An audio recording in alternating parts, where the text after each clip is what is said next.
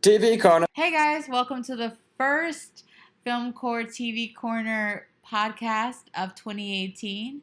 This one we're reviewing Black Mirror Season 4. With me I have TJ. Woo! Hey. We're just going to tag team this season. Basically, I feel like we waited a long time for Season 4 to come out. I feel like Season 3 was overall a resounding success, considering that Black Mirror kind of hung out in obscurity for the first two seasons. Mm-hmm. You know, I feel like, I don't know where the momentum really came from, but it felt like all of a sudden everyone was talking about it. Yeah. Then we got a Season 3, which we loved. And now here we are talking about Season 4. There are 6 episodes. I was kind of hoping that they would go more episodes this time. Like, Season 3 was really popular. And Season 4, I felt like they could have, I don't know. It was wonderful.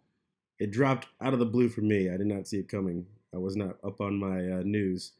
But I figured there would be more episodes. Yeah, I mean, it's obvious that they have a bigger budget this season. Mm-hmm. So I am also surprised that they haven't chosen to extend the season. But I mean, Season 3 had more episodes than Seasons 1 and 2. So I mean, it looks like 6 is probably the most we're gonna get. And do you think it's because of themes? There's no more themes left to explore. Like, what are your thoughts? Yeah, they are kind of like doubling back on themes, but I don't know.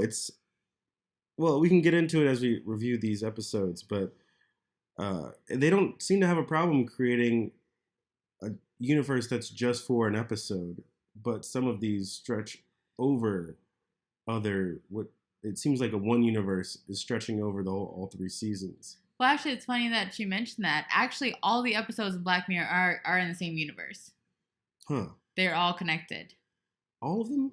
Yes. So I'll actually link to the video that kind of explains the intense spider web that is all the little nuggets within each episode in every season that connects each other. Huh. But they are simultaneously, all these worlds do exist within each other. Interesting. So, yeah. Are they like all separate on the timeline? Some of them are happening simultaneously, some of the incidents. Some of the tech is, coexist. You see some that's why you see a lot of overlap of themes and kind of technology that has been applied in new ways. So yeah, it all happens in the same universe. So that one episode, 1 Million Merits, actually you see a nod to that in the White Christmas episode with John Hamm. He's like watching TV and like on the screen there's a little like blurb about the show itself. And again, in another episode of this season, Crocodile, when she's scrolling through like images to watch in her videos to watch in her hotel room, one of them is that like porn series that the girl from 1 Million Merits is in. Interesting. So it's all like little subtle hints at each other. They don't really explain overtly, connect to each other, which I think from a writing standpoint would become problematic because some of the themes I think would start to cross each other out a little bit. That's something we can maybe talk about towards the end. But yeah, they are connected. Yeah, interesting. That's really cool. I did not realize that.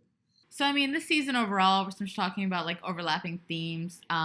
It was definitely an exploration into the experience of tech we create. Where does consciousness sort of begin or end? And if we make something smart enough, who are we to say what's real and what isn't? Yeah. And that's definitely been a theme throughout all these episodes. Yeah, they take that real Blade Runner approach to determining what's right and what's wrong, what matters when it comes to sentience, and it's a subject I'm really into and I really love exploring. So this was really a great season for me in that way. I was very interested in all the concepts that they explored. Yeah, right on. Well, let's jump right into episode 1, USS Callistar.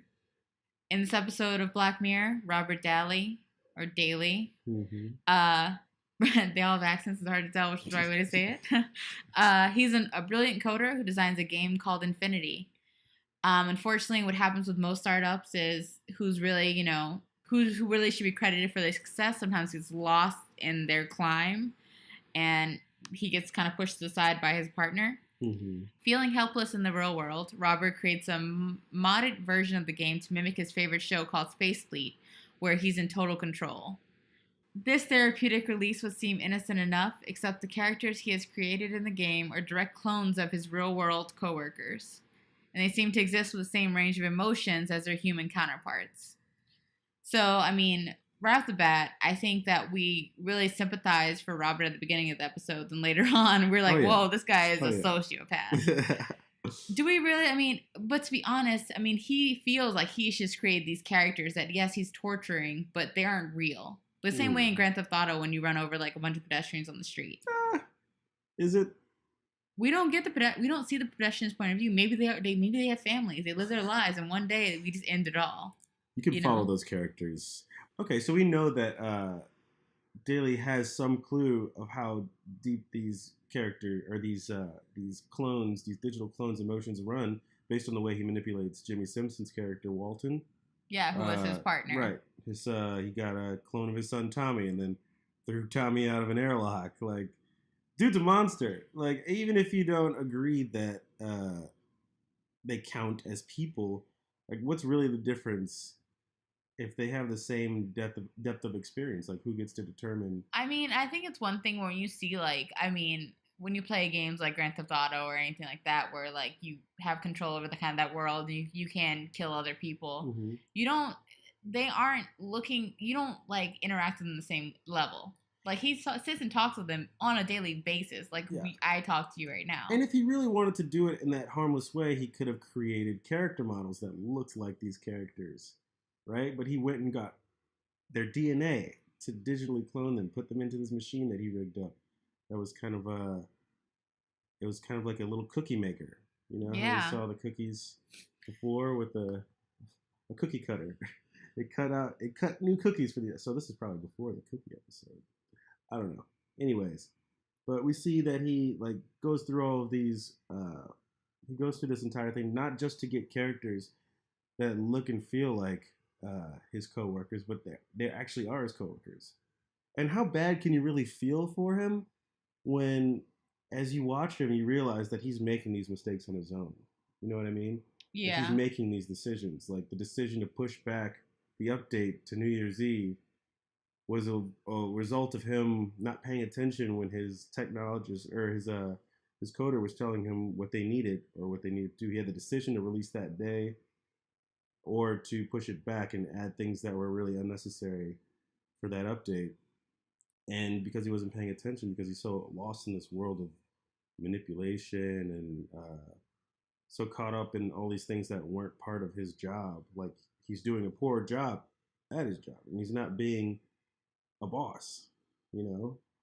I mean, yeah, I think that like a lot of his lack of respect in the office is because, I mean, he is like a poor manager, you know? Mm-hmm. Like there are a lot of people who aren't meant to be necessarily the front facing component of a company. That's why, you know, you hire like a CEO or someone who can be.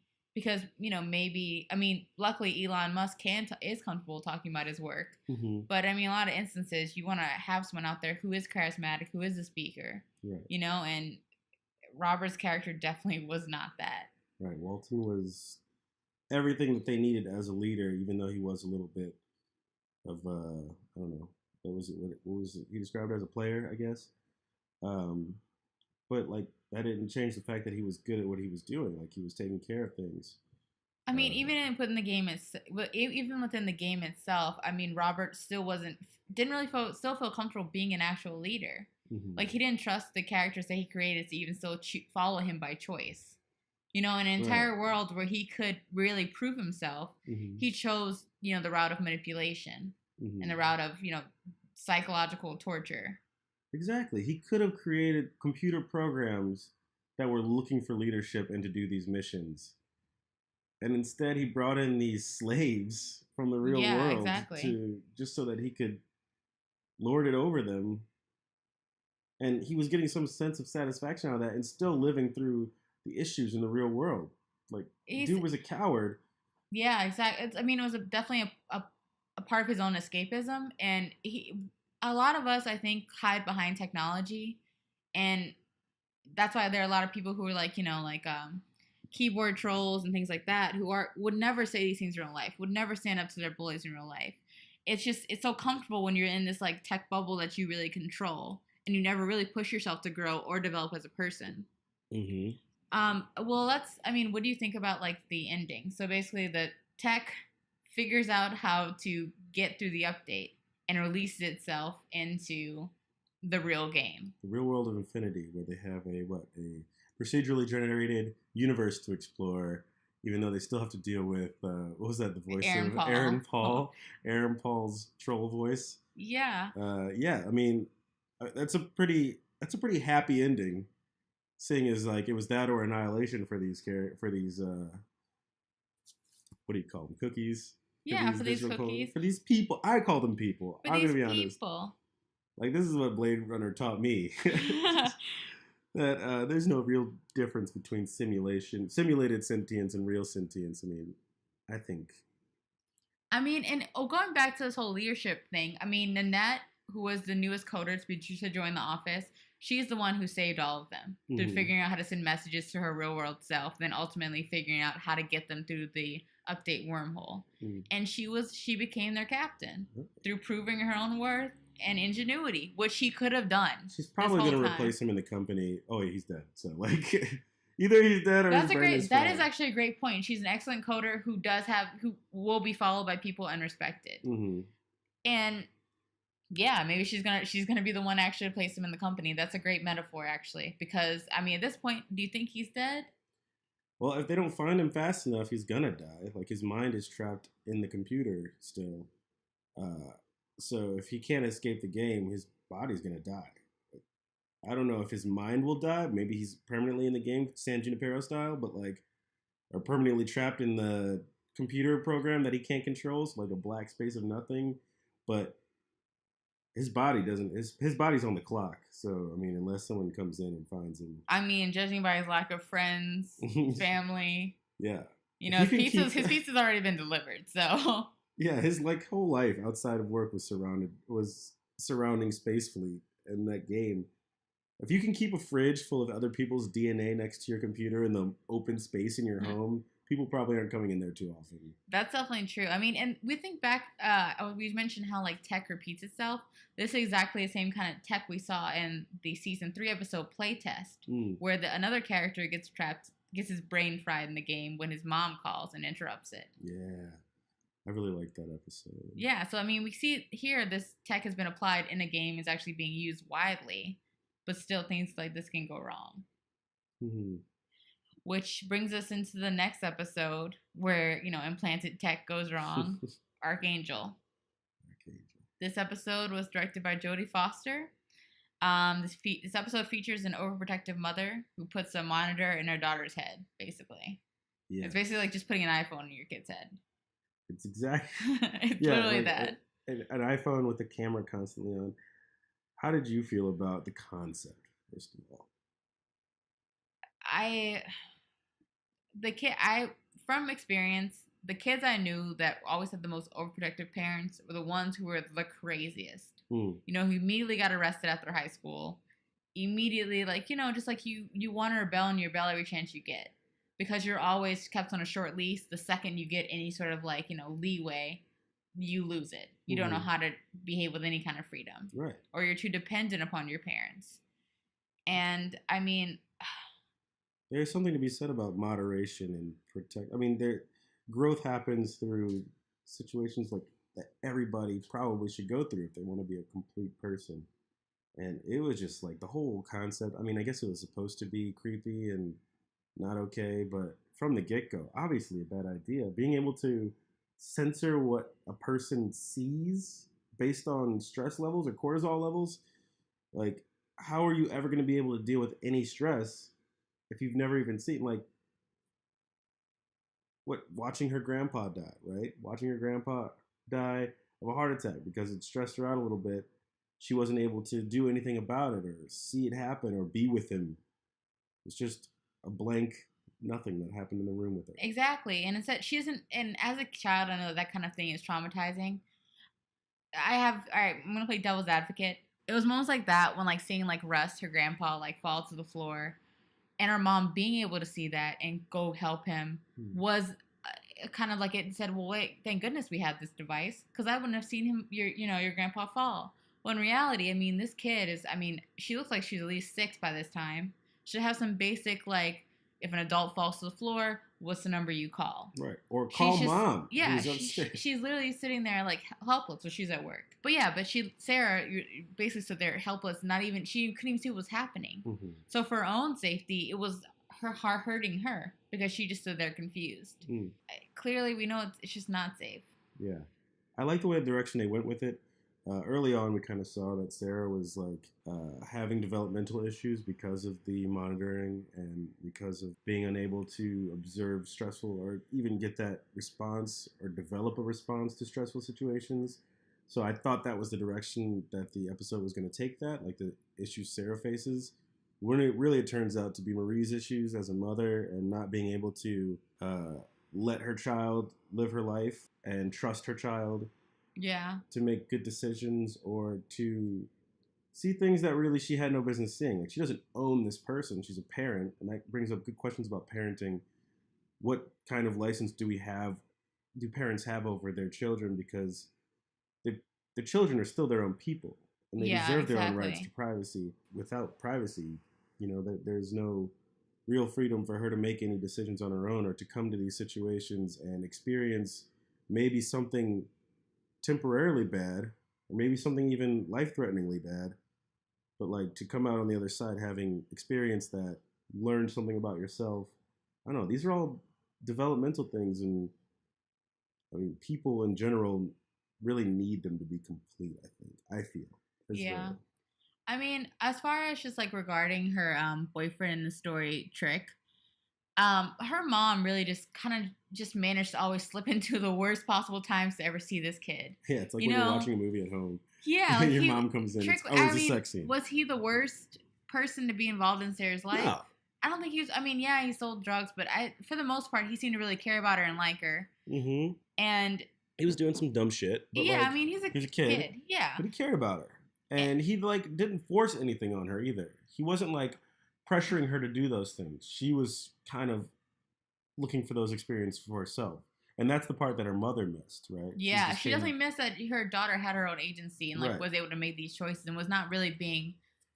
I mean, kids are all influenced by something, but she seemed to be, she wasn't being Trick forced. Wasn't bringing that coke around Sarah initially. I don't know how it eventually came around Sarah, but like... She asked him directly about it to try it. She was pursuing those experiences.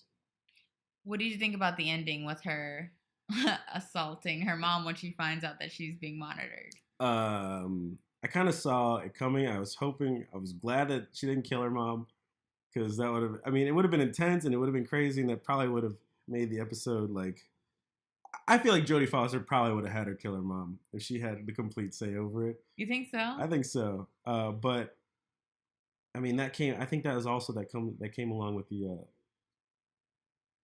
pressure of being constantly monitored by somebody. If you can't trust her not to watch your life, yeah, you're gonna lose your shit when you find out that she's been manipulating you from behind the curtain. I think this too can even be, even sort of metaphorical, where it isn't a direct like physical assault, but maybe like, a distance you create between you and your parent for sure. Like that is more of like, I see you've been trying to control me. Now I have some autonomy as like, a 17-year-old, an 18-year-old, and you're not going to hear from me a while. And I know a lot of kids who basically did that after high school. They completely cut off their parents for a long time because of that. Yeah. I mean, and technology it's not a way to really make you closer to someone. It doesn't beat actual communication. Mm-hmm. She did it from a place of distrust too. She wasn't telling her that she was monitoring her. She did it like in the dark in her room, like yeah, with popcorn or something weird. It was weird. It was weird. Yeah. Well, speaking of constant monitoring, let's go into Crocodile. Probably the slowest burning episode as far as like tech involvement. The tech was you could look into someone's memories, right? You could look into the past. Yeah, well, in this episode, we're introduced to a world where memories can be accessed through machines, and if you witness a crime, you have to testify on it, whether you're being convicted of a crime or not. Yeah, so this is another privacy issue. Secrets are no longer possible to keep, or completely possible to keep at any time. Well, I think that if the secrets are crimes, I mean, you can have secrets. You just can't be out there murdering people. Yeah, and you can't be observing murders. Mia and her college boyfriend Rob basically accidentally kill a biker on the road. They bury the body. No one knows about it for years. And later on, Mia becomes a successful architect and is giving TED Talks and the whole 9 yards. Basically, Rob is tired of being, basically a vagabond and goes to her hotel room to say, hey, we need to confess to this crime. I can't deal with this anymore. Let's just face the consequences. This is the right thing to do. Mia's like, you're not going to ruin my life. Kills him. Yeah. Crime of passion, I think, in the moment. She definitely didn't invite him over there to kill him. And she got carried away. And honestly, fuck Rob for that shit. Like, she was involved very... She wasn't even driving. Right. She wanted to do the right thing initially when the initial crime happened. I mean, she followed him through with it, and, she followed through with it with him, and did the thing, dumped the body, and kept the secret. Like, she was ride or die on that shit. And Rob comes up because he's sober? Yeah, I mean, I also agree that if you're going to make a blood pact to not talk about someone you accidentally murdered, you got to keep it. You don't get to double back on that because your life is changing. Yeah. You can't. Because there was really no way to double... There was really no reason to. She mentions it, like, why are you not considering my life? I have a kid. Mm-hmm. Like, he wasn't. He was being, I think... That's what I love about this show, and, like, a lot about, like, great writing in general. There's a lot of gray areas. Mm-hmm. And at this point, does the family want to know who killed her? Maybe. But at the same time, like... It is brutal that she was still looking for her husband, and she hadn't moved away, and she was hoping he'd come back. And maybe Mia overreacted, because I guess he was saying, like, he'd send an anonymous letter. I don't know how anonymous you could be in this kind of world. Yeah, that definitely was. I mean, initially when I heard that, he said, well, no, it was us. Yeah, but then later finding out how much stuff they can find out and how much sleuthing even like an insurance adjuster is willing to go through. Yeah. Like, I don't know if they would have even got away with the anonymous letter, to be honest. Ridiculous. The amount of sleuthing that she went through to get this payout for this pizza guy. You know what? I in the future, I do not doubt it. Police, when you gotta find an actual murder, won't find out shit. If an insurance company has a payout, they're going to go through every fucking possible loophole not to give out that money. You need, like, insurance policies for crimes that happen, because the insurance people will do the work. Yeah, that's what we need to do. Hire Geico to start investigating murders for claims, because we will find out answers. And basically, Shazia is investigating this incident where another pedestrian was hit by a small delivery truck, and it's just trying to determine how negligent the driver was being. And the thing was driving itself, right? It's a self-driving thing? Yes. Just pay out. Just pay out. Right. I'm just like, just pay the money. Regardless, she goes through a chain of 5 different people to find out who had glanced at each other in the... Yeah, which is crazy. Insanity. Who just happened to glance at each other. I mean, really like that dentist who was, like, really embarrassed about the sexy boy across the street that he took a picture of. I was like, dude, this is the least you have to worry about. You are so, like, this is so fine. Mm-hmm. Like, okay, let me see your bag. So Shazia goes to Mia's house to basically question her, since she realized that she was also a witness, and thinks that the thing Mia's trying to hide is the porn she's been watching. Which I don't understand why any adult at this point would be like, I don't want to talk about it. Because, I don't know, it's 2018. Whatever. Whatever year that is that they're living in. And Mia unsuccessfully tries to block out the memories by switching between the memory of killing Rob and also watching porn. Which is a hard narrative to follow. Do you think that Shazia was going to turn her into the police? I think Shazia would have been smart enough not to say anything. The thing is, could Mia have handled it differently? What could she have done? She could have... I don't think Shazia would have turned her into the police, no. I think Shazia was being honest. She did lie, though. She really did lie about if anybody knew that she was coming because Mia looked into her brain and saw that as well in her memories. I wanted to trust Shazia because, of course, we did. I think Mia did too. I mean, that's a tough position because, I mean, what is a memory even at this point? She mentions how sometimes they're kind of like fuzzy and you don't really know what you're looking at sometimes. Subjective. And we don't know if we don't, Rob could later be identified as Rob. But say if Mia had watched a bunch of snuff films, would she have been able to discern between this being an actual human being in that moment or something being watched? Mm-hmm. You know? And that's kind of like, how much can you trick your own memory? Mm-hmm. I mean, Mia obviously tried to, but it was in her subconscious. It's interesting. In this future, what are your rights to your memories? Like, does the insurance adjuster have the right to go to the police because you refused to give up your memories about something you claimed, something you might or might not have seen based on someone else's subjective memory? You know what I mean? She should have rode that line all the way through court. Like, I'm not going to get. I don't know. Well, it was a law that she had to testify. I mean, it would have been maybe smarter to just wait it out. Mm-hmm. I mean, wait till the memory becomes a little bit foggier. Or warn me, or warn Shazia. Just be like, look, you don't want to see what's up here right now. She tried to do that. She tried to do it. It won't turn out well for you.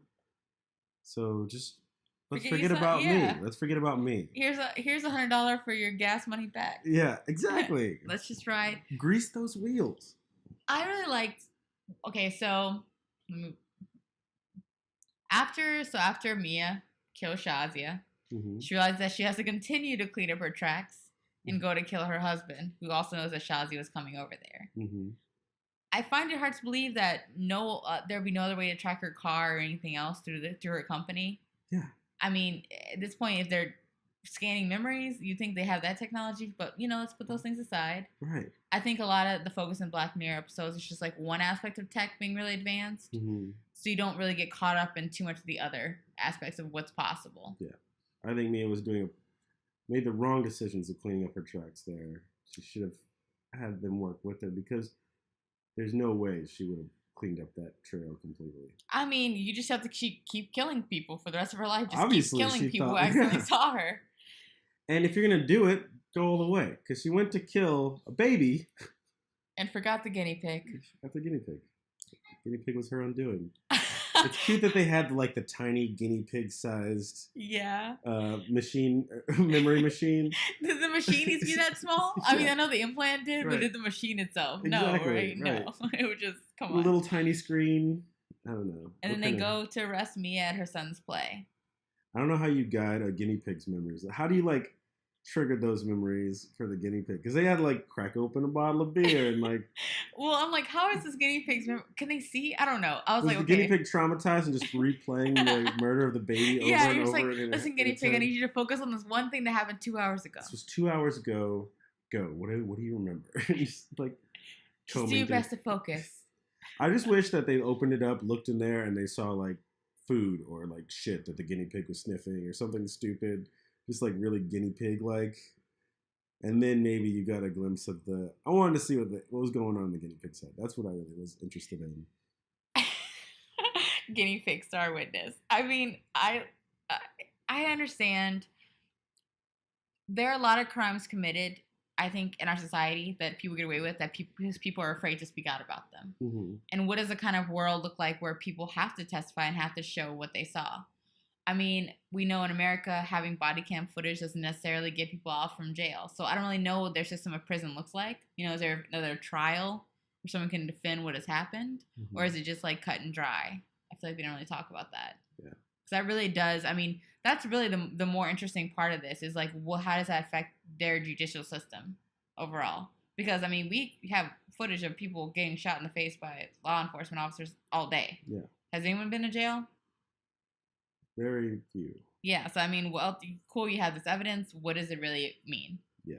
I think if anything, it shows you when being over monitored and being pushed, kind of what the effect that has on your decision making. Absolutely. I don't think there's any other world that Mia would have killed a baby in.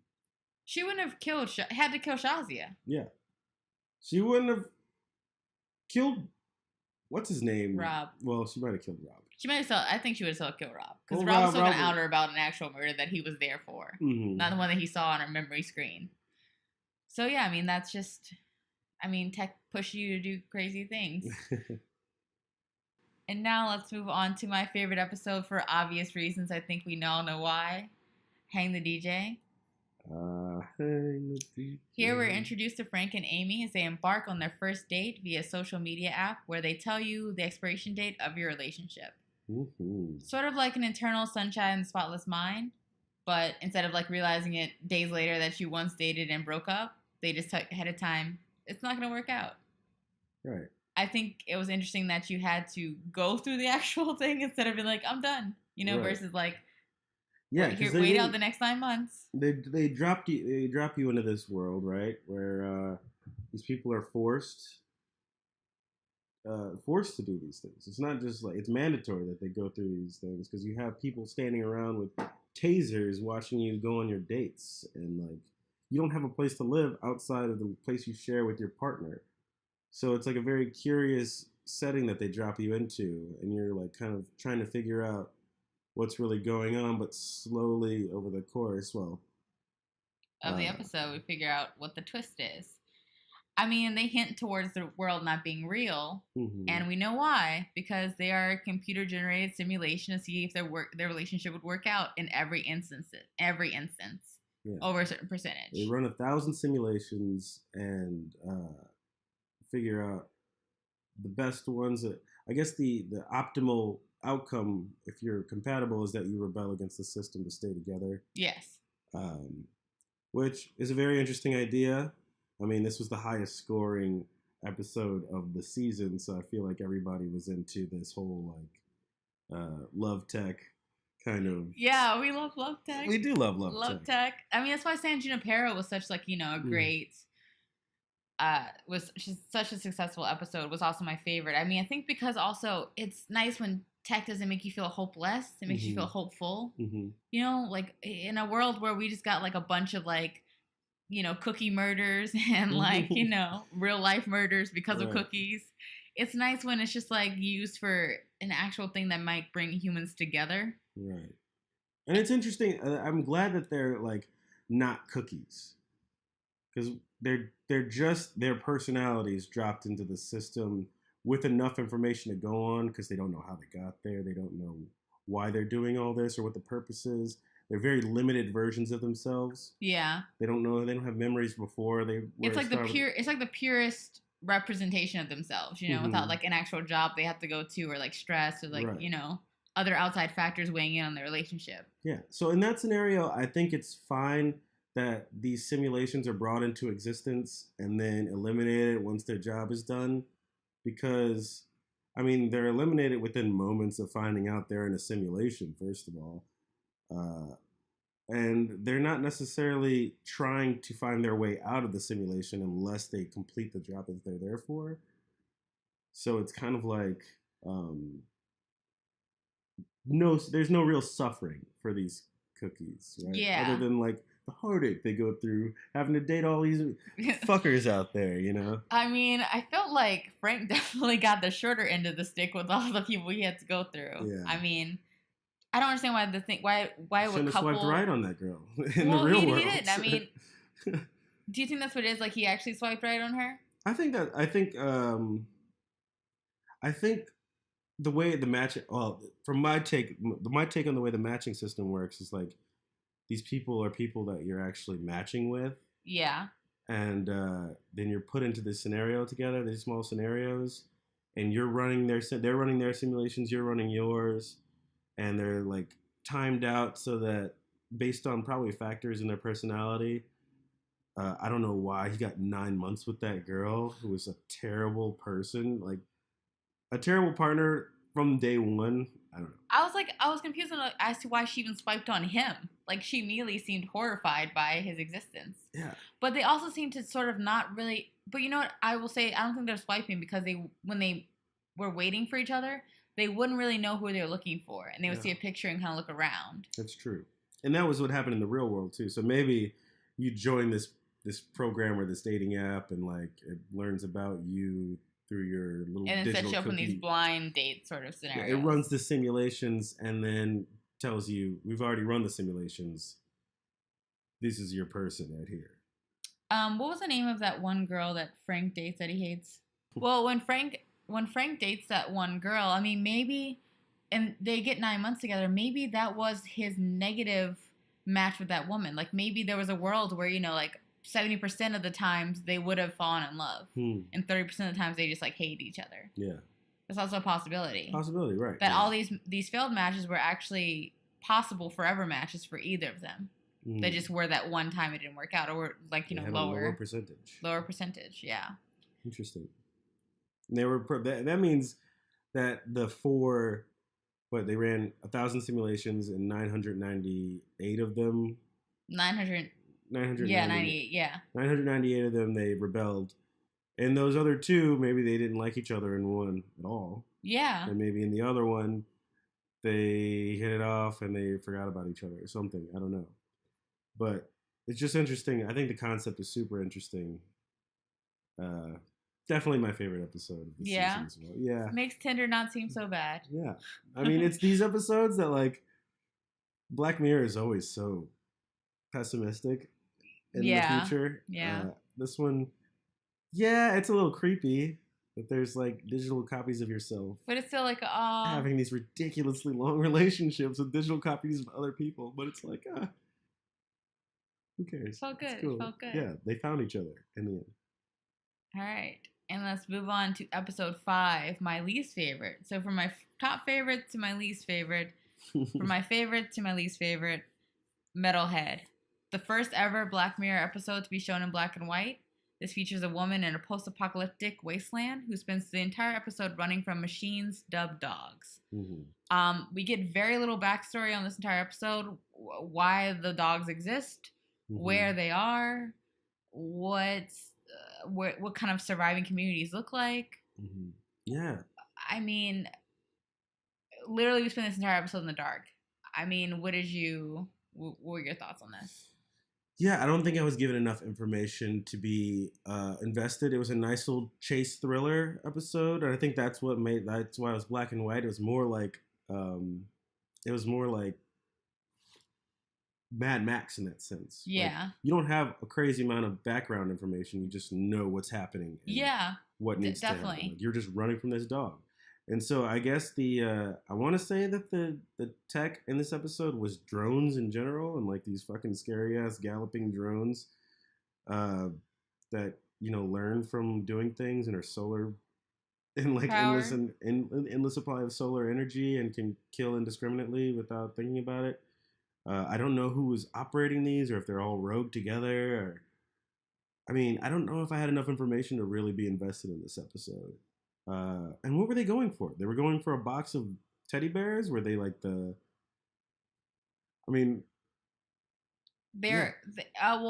essentially there was a young boy within their group that was sick and going to die and lost his teddy bear.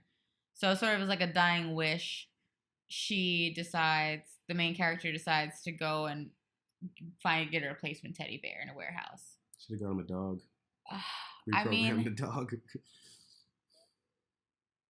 And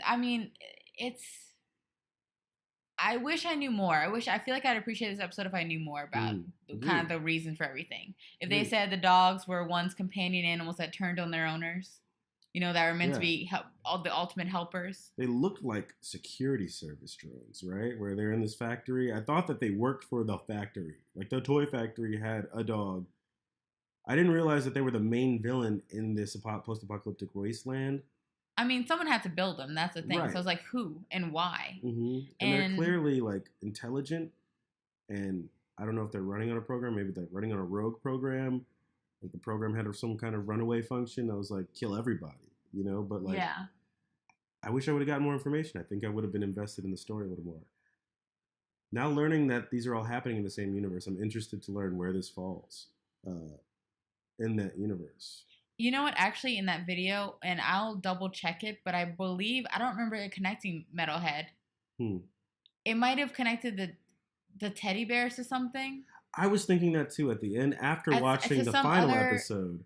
Oh, what we is had it? the cookies in the monkey doll. No, but it was like, I think there's another teddy bear in actually White Christmas, I believe, that is the same teddy bear. But beyond that, there's no connection. So it is like, how far in the future could this episode be? Maybe it is sort of the last part of this entire universe, so the most future part of this universe that we see. It's crazy that if that's the case, it's crazy that of all the like insane tech that we've been going through, this is what doesn't sense. It's like drone dogs, like Skynet drone dogs, killers that are the last thing to get us, to put us down. I mean, from a visual standpoint, do you think the black and white was worth the risk? I thought it drove that feeling. If it was its own thing, like if it was a movie, I would have appreciated the black and white. Thematically, as it fits into Black Mirror, I thought it was interesting. I feel like it would have needed to have a more investment in the episode in order to justify the black and white. I think if it wasn't in black and white and it didn't stand out, like you mentioned, from all the rest of the episode so much, it would be so much weaker than it is now. Like, if you've seen the same episode in color, I would have been, why do we do this? Black and white mirror. If they should have one every episode, every season that's just like, this is just a crazy action chase. Or, because we're always dealing with these underhanded concepts that are kind of, deep thinkers. This one's not really a deep thinker. You're being chased by a dog that has grenades in its head and can climb. You can't climb trees, but can run a lot faster than you and track you across. Can climb trees when all of its feet work. True, exactly. I mean, that's a great. I mean, can shoot you directly in the face. That, to that point, I would say yes, but there's so much other, like, just sit down, accept the rules, just enjoy the show kind of content that we get on an otherwise daily basis, with like big blockbuster movies and other things on television where you don't need that in-depth story. And I think a lot of Black Mirror's success has been from the fact that we do have to think a little bit about the tech. We do have to answer some philosophical questions. So you're like, none of these blatant just action episodes. No, I mean, we love to think about it. We love it. It felt like an incomplete piece. It felt like some sort of like a fan submission pulled out of a hat. Deleted scene. Yeah, I just would have loved for just a little bit more. I agree. A little bit more. I agree. Metalhead, least favorite as well. Yeah. I don't know if I regret it being there, but just give me a little more, right? Yeah, a little more. A little smarter. That's what Black Mirror is. It's smarter. Yeah, you're better than this. Black Mirror, you're better than this. And with our final episode, Black Museum, here we get an Easter egg-filled story about revenge. A young woman named Nish takes a private tour of the infamous Black Museum, a homage to dangerous tech and ethically. Oh my God, I can't talk right now. Ethnically questionable. A homage to dangerous and ethnically questionable tech run by a man who. I think you mean ethically though. Ethnically questionable. Ethnically. Is this tech black? I don't know if we can tell. Is this tech of color? I don't know. Oh my God, I'm so sorry. Okay, a homage to dangerous and ethically questionable tech. Okay, sorry. Run by a man who, if he was any shadier, would be a literal fucking shadow. Yeah, that's about right. This episode was a lot different than the other ones, as Metalhead was, because we kind of got quick bites of like other tech gone wrong. It's it's a repeat of the Christmas episode. Yeah. From season 2. Yeah. The one with John Hamm. Yeah. We know that something is going to happen in the main storyline, but we're sitting through these other tangentially related stories in the meantime. What'd you think? I mean, the one with Carrie, the woman who was in the teddy bear that we saw, whose subconscious was transplanted into it. What a nightmare! Absolute nightmare. Who would agree to that? I would never be. Fucking kill me. You're gonna put me. I'm choosing to go in the upside down right now, or not the upside down, the sunken place. I'm choosing the sunken place. That's what you're telling me. It was definitely rip off that for sure. Except, yeah, it just oh my God. Except she could communicate with the person who's at the wheel. Yeah. Nightmare for both of you. As it was clearly shown, as Jack decided to basically mute her. shut her down. Double nightmare. Now you don't have. Now you are in the sunken place. Cut her off from actually communicating or any type of agency. I do want to go back to something, though, what we've kind of touched upon and was kind of touched upon in San Junipero. Something that Greg kind of mentioned, the whole thing that it's not real. In some ways, they're copying their consciousness. Mm-hmm. So ultimately, this is, again, a code in a way. Mm. I mean, what is life at this point? Mm-hmm. Her living, breathing, her body is gone. She's not alive anymore. So how do we determine what is consciousness? Mm-hmm. Like, this computer program is expressing, I don't like this. I want to see my son. Mm-hmm. But is this really your wife expressing these feelings? There's a code who knows what her brain would do in a situation. Right. I think this is the difference between San Junipero and maybe even USS Callistar. Like, obviously, they're using the same tech. San Junipero, when you die, your consciousness is uploaded into it.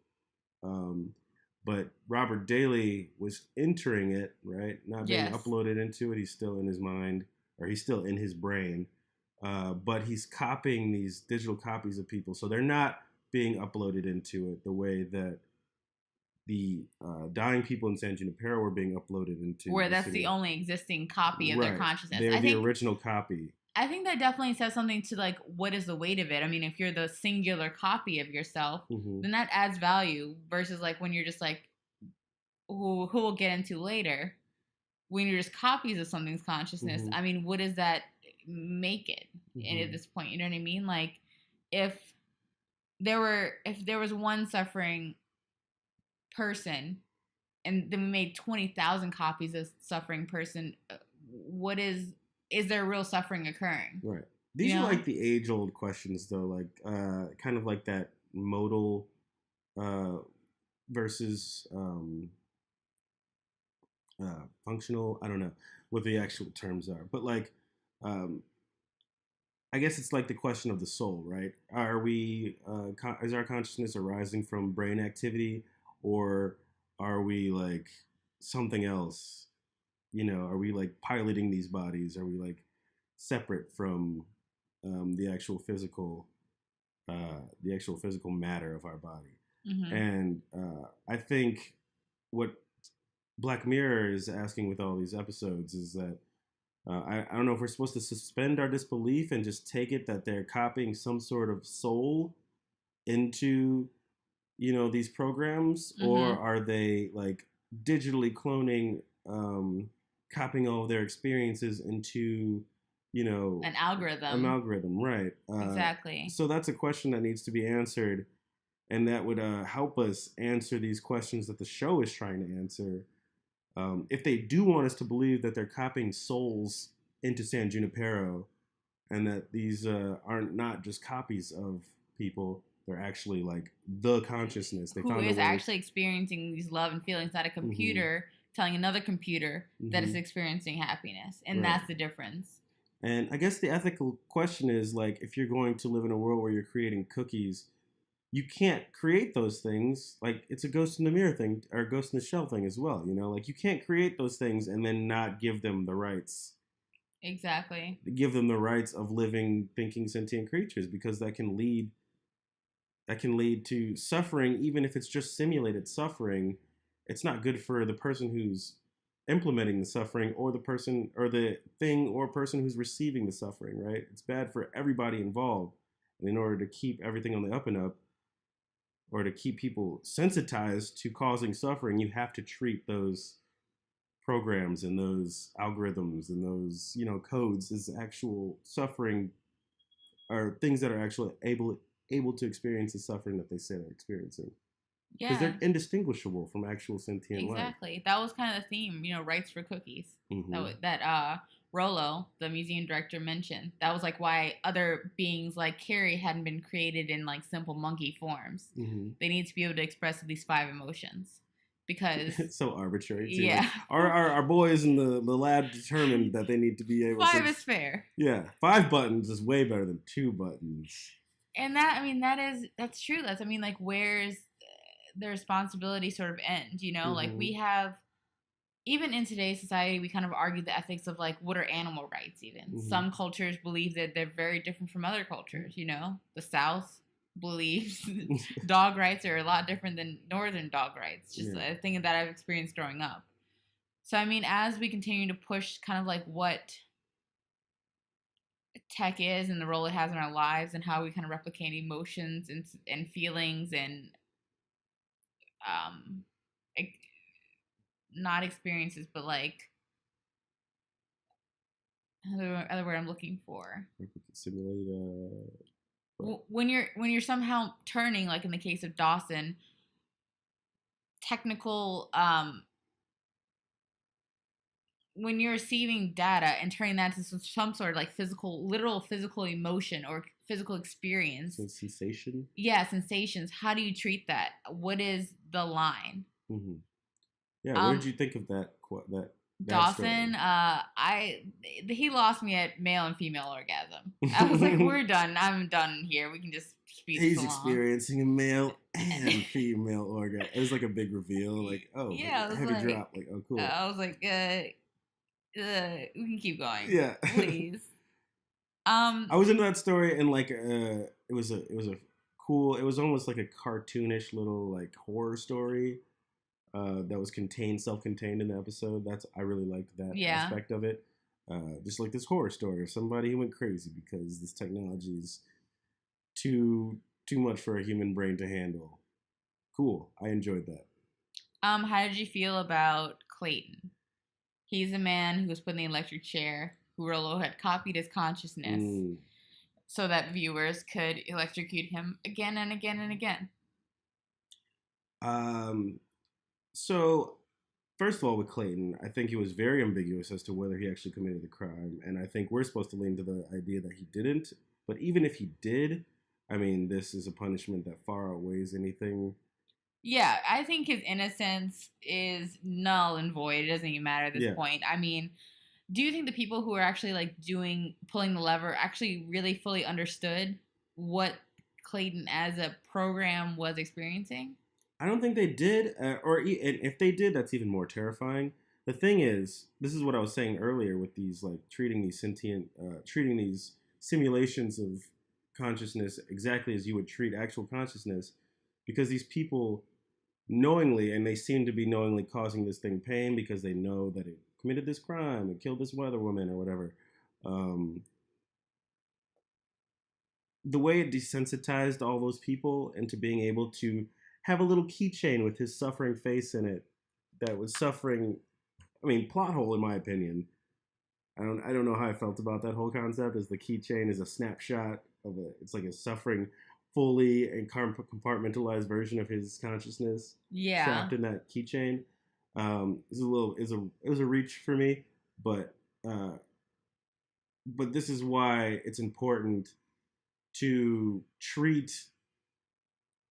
This is why it's important to give rights to things that are simulations, or in this scenario, a simulation of consciousness. I mean, the thing is, he didn't need to be an actual literal creation of himself. That was also like a certain extremely sick aspect about it, because Rollo kind of went out of his way to make it so it was like, you know, this real legitimate copy of his consciousness, when it could have just been like, you know, like a game simulation. These people wouldn't have known. Exactly. They don't sit there talking to him. You know what I mean? And ultimately, what'd you think of the twist at the end? I thought Nish's accent was kind of off when I first heard it, to be honest, because we sat through how many hours of actual British people talking. Right. So when I heard her, I was like, that.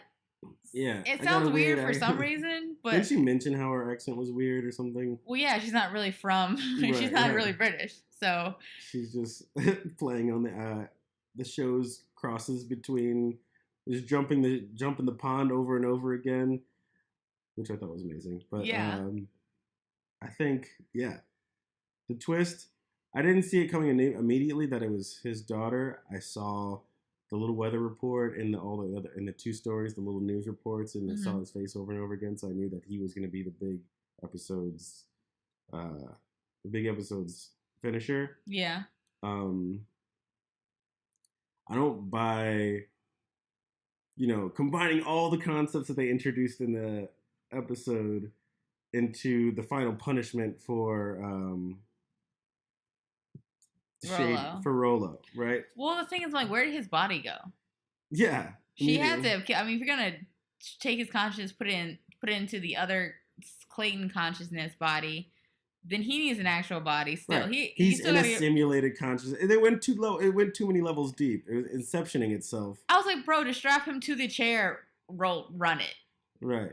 That's it. Like, I wish that would have been like the payoff. The actual, that's the thing. I would have loved if they had taken that instead of, we've been constantly doing this in the digital space. Here it is in real fucking life. Mm-hmm. You know, we're not going to do this whole, like, let me upload your consciousness so you can, like, digitally experience this. Like, no, let's just do it here now. Yeah. IRL. That's it. And then she pulls the lever on the machine to kill her dad, Clayton, right? And then it creates the little keychain drop with his face of Rollo. I'm like, why are you going this far? Like, that clearly is not what would have happened. It wouldn't have. Well, a lot of people were saying that this episode was kind of like the slave revolt movie they didn't mean to make.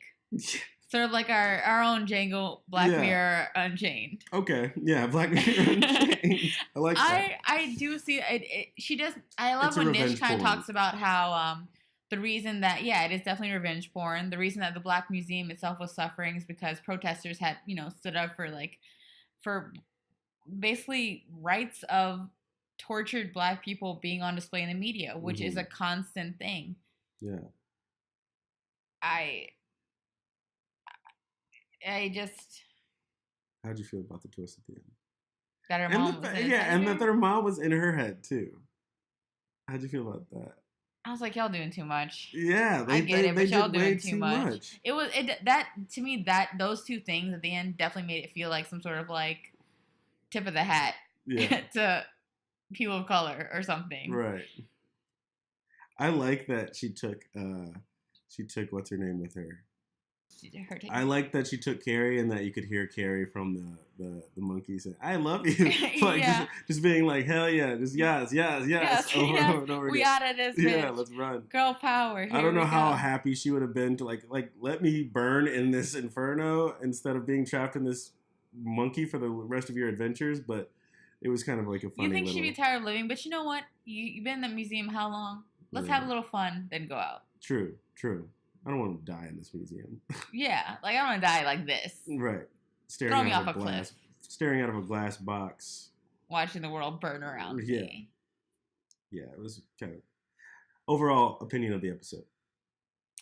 I thought it was okay. Yeah, I don't think it was as good as the Christmas episode. The Christmas episode was phenomenal. Well, you got John Hammond holding it down, you know? That ham bone. that young ham bone. Ham boner. Oh, okay. For sure. So I think we both agreed that Hang the DJ was our favorite episode. Hang the DJ #1. Do you have a second favorite? USS Callistar. I can answer that right away. I just thought it was fun, and it was a great way to start the episode, and I love the line, "You take my pussy," that's the red fucking line. Yeah, I mean, I also love the cameos. Michaela Cole, also Kirsten Dunst is in it. Low-key in the background. She walks by the desk in the back. Whoa. I missed that. Yeah, it's like a happen to be here on the set kind of thing. I don't know how it happened. It's really random. So good. What's your second favorite episode? Honestly, probably Crocodile. Crocodile was a ride. It was a ride. Sure. It was definitely a slow build. I liked it. It was the most beautiful episode, in my opinion, for sure. Yeah. I honestly wish that I just hope for... I mean, as far as looking into the next season, is there anything you'd like to see more of, less of? I'm not saying they've like worn it out, but the whole the consciousness question was really big in this season and was really hard introduced in the last season, and I guess even in the first season with "I'll Be Right Back" with Gleason. Yeah. You know. That's kind of where this whole consciousness thing started. I'm not saying I want to see less of it, but I want to see it explored more intelligently in the future. Okay. I guess. Yeah, definitely. I think overall the season was amazing to me. I enjoyed the ride. I don't know if it was better than season 3, but I liked it a lot. I think I will say I like the season 3 better. Just to be honest, to be season fair. 3 was great. I would love to see maybe more about how some more hopeful uses of tech, like maybe it being used to break down other barriers like communication or something, or some white mirror. Yeah, some white mirror. Problematic. Some light mirror. There we go. Yeah, light mirror. Or like possibly maybe exploring some more sort of like Avatar level stuff. I feel like we don't get a lot of that. Where just like, what if everyone really got control of their bodies, like kind of like the Bruce Willis movie, I believe that he was in. Surrogates. Yeah, like a surrogate situation in a digital space, kind of like The Sims. I mean, it's been explored a little bit, I feel like, in other because we're already there, though. We're already there with VR tech. Like, you see people. But what is a true society, I guess, where everyone is who they want to be? What if no one lived in the real world, just like the Bruce Willis? I'd love to see the Black Mirror kind of spin and twist up on it. But the question is, at any time you can kind of be the person you want to be now, here in real life. But a lot of people feel limited by certain circumstances in their lives that they can't control. So what does it look like when you get to control what you look like in some virtual reality situation? Interesting. I don't know. Yeah, and that's actually it's a big theme today. Also, why haven't animals talked yet? Right. That's what I'm waiting. Scratch that. I'm waiting for fucking animals to talk. That's what I want next season. Put a collar on that guinea pig. Put a collar on that. That guinea pig snitched for sure. Make that guinea pig take your husband. I want to see that. I want to see that drama unfold. For sure. People and animals falling in love because they have deep conversations. Yeah, that's what I mean. That's a fucking great idea. Yeah. Your soulmate could be an animal. You don't know it yet. True. They're out there waiting for you. They could tell you. Right. Well, thank you guys. It's been another awesome episode of Filmcore's TV Corner podcast. TJ, thank you so much for hopping on this one with me. Always a pleasure. Guys, feel free to check out last season's Black Mirror podcast if you haven't before. Please like, share, tell us your favorite one. Tell us one you didn't like as much. Tell us what you want to hear. Just tell us about your life. Give us show recommendations. Yeah. Tell us what you want us to talk about, because I want to watch all the shows. All the ones that are good anyway. Very true. All right. And we're out.